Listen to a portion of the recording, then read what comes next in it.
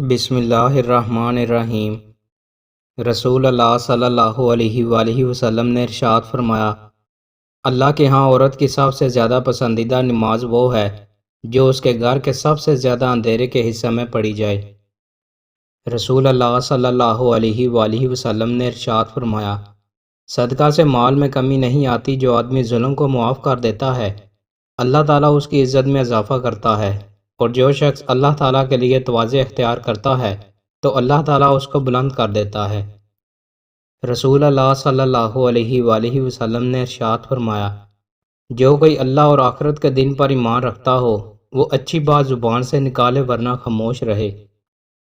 رسول اللہ صلی اللہ علیہ وآلہ وسلم نے ارشاد فرمایا، ابن آدم آیت سجدہ تلاوت کر کے سجدہ کرتا ہے تو شیطان الگ ہو کر رونے لگتا ہے اور کہتا ہے، ہائے افسوس، ابن آدم کو سجدے کا حکم دیا گیا تو اس نے سجدہ کر لیا تو وہ جنت کا مستحق قرار پایا، جبکہ مجھے سجدے کا حکم دیا گیا تو میں نے انکار کر دیا اور جہنم میرا مقدر ٹھہری۔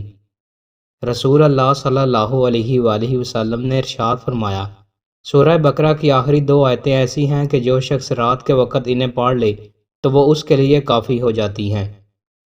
رسول اللہ صلی اللہ علیہ وآلہ وسلم نے ارشاد فرمایا، برے مصاحب سے بچو کہ تو اسی کے ساتھ پہچانا جائے گا۔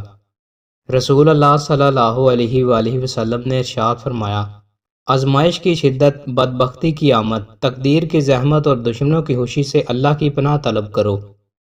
رسول اللہ صلی اللہ علیہ وآلہ وسلم نے ارشاد فرمایا، اللہ نے تم پر ماں کی نافرمانی حرام قرار دی ہے اور والدین کے حقوق نہ دینا اور ناحق ان سے مطالبات کرنا بھی حرام قرار دیا ہے۔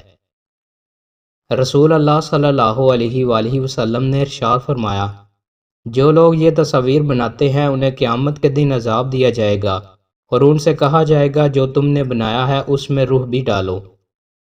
دوستو، مزید اچھی ویڈیوز کے لیے ہمارے چینل کو سبسکرائب لازمی کریں۔ بہت شکریہ۔